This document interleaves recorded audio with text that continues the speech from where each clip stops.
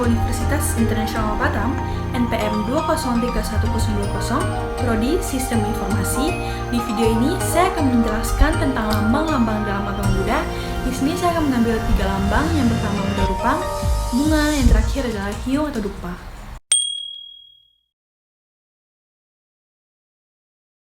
Buddha Rupang. Ada yang berpendapat bahwa menghormati patung Buddha adalah menyembah berhala. Lalu, balik lagi ke pengertian berhala. Apa sih menyembah berhala itu?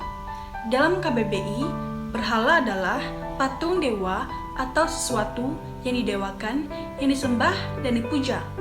Tentu saja hal ini sangat bertolak belakang dengan yang dilakukan oleh umat Buddha kepada Buddha Rupang. Dalam konsep Buddhis, Rupang adalah lambang dari kebudayaan. Rupang juga merupakan simbol sang guru, sehingga apabila kita mengadakan puja bakti bukanlah untuk menyembah Rupang tersebut, melainkan untuk menghormati dan mengingat ajaran sang guru. Jadi, fungsinya sebagai lambang semangat hidup, yaitu dari perjuangan Pangeran Siddhartha mencapai tingkat kesucian dan kesempatan untuk merenungkan ajaran atau dharma dari sang Buddha. Pertanyaan kedua, apakah Buddha Rupang dijadikan tempat untuk bermohon sesuatu? Tentu tidak.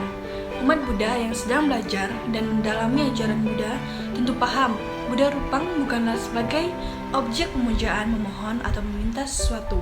Apakah supaya menjadi kaya, banyak rezeki, usaha lancar, penyakit dapat disembuhkan, ataupun sebagai sasaran untuk mengadu segala keluh kesah yang kita hadapi, atau sebagai tempat untuk meminta ampun atas segala kesalahan yang telah dilakukan ataupun meminta bantuan.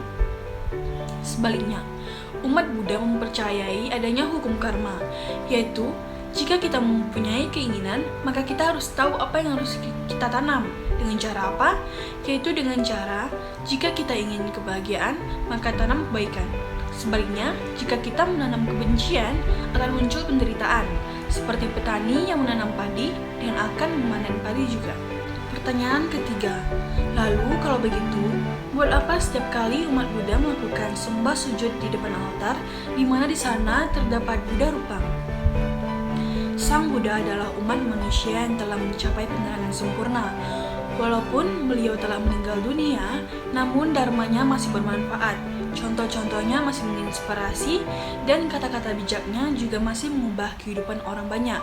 Oleh karena itu, merupakan suatu hal yang wajar bila kita memuja Rupang atau patung Sang Buddha dengan cara menunjukkan bentuk penghormatan dari pemujaan atas kekaguman kita pada Sang Buddha. Contohnya saja ketika kita hormat ke bendera merah putih saat upacara bendera, kita bukan meminta sesuatu kepada bendera merah putih, melainkan kita menghargai pengorbanan dan jasa pahlawan yang telah berjuang demi kemerdekaan bangsa, dan juga ketika lagu kebangsaan dikumandangkan dan kita berdiri memberi hormat. Pemujaan seperti inilah yang dilakukan umat Buddha. Bunga adalah simbol dari ketidakkekalan. Bunga segar yang diletakkan di altar setelah berganti waktu dan hari akan menjadi layu. Begitu pula dengan jasmani kita, suatu waktu kelak pasti akan menjadi tua, sakit, lapuk, dan akhirnya meninggal. Bunga di altar bukanlah sesajian, melainkan mendorong kita agar menghargai setiap momen dalam hidup dan tidak terikat ke dalamnya. Bunga itu mekar, indah, layu, lalu mati. Manusia itu lahir, menjadi anak-anak, remaja, dewasa, tua, lalu meninggal. Begitulah kehidupan, muncul, berkembang, lenyap.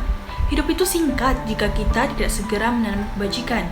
Bunga itu menunjukkan waktu, bahwa kebajikan kita itu ada umurnya. Hari ini bunganya bagus, mekar dengan indah, tapi besok layu, dibuang. Artinya, ini ada umur. Ketika dia bagus, ketika dia mekar, indah, dia diletakkan di tempat yang bagus. Demikian pula diri kita. Ketika diri kita masih indah, ketika diri kita masih kuat, ketika diri kita masih sehat, pikiran, ucapan, dan perbuatan kita berikan yang terbaik kepada lingkungan kita, siapapun juga. Karena begitu kita seperti bunga yang layu, langsung kita tidak bisa apa-apa di tempat tidur. Tidak ada nafas lagi yang berhembus atau sudah meninggal dunia. Dan artinya tidak bisa menebarkan kebajikan lagi.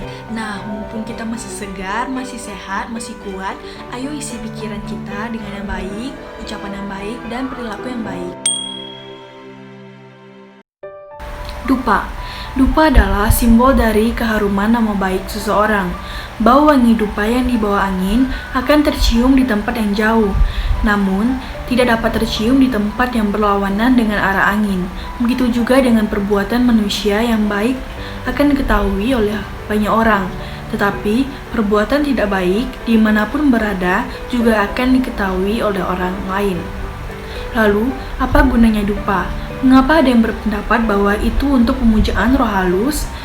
Umat Buddha memakai dupa itu juga punya lambang, bahwa seperti dupa yang wangi, umat Buddha itu harus melihat tindakannya.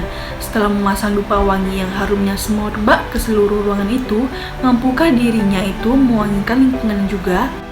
Dupanya 3 batang karena ini mewakili pikiran, ucapan, dan perbuatan. Jadi, ketika seorang umat Buddha memasang 3 dupa itu, artinya mampukah pikiran, ucapan, dan perbuatannya diarahkan untuk mewangikan lingkungannya? Jadi, kepada orang tua, selalu wangikan dengan pikiran yang baik, ucapan yang baik, dan perbuatan yang baik. Demikian juga dengan teman, saudara, bahkan kepada musuh sekalipun. Karena asapnya dupa itu tidak memilih musuh, jadi kepada siapapun, waktu umat Buddha memasang dupa, asapnya tidak akan melihat siapa kita.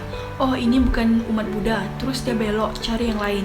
Tidak, yang bukan umat Buddha, tetap hidungnya akan mencium wangi dupa, dan dupanya tidak memilih.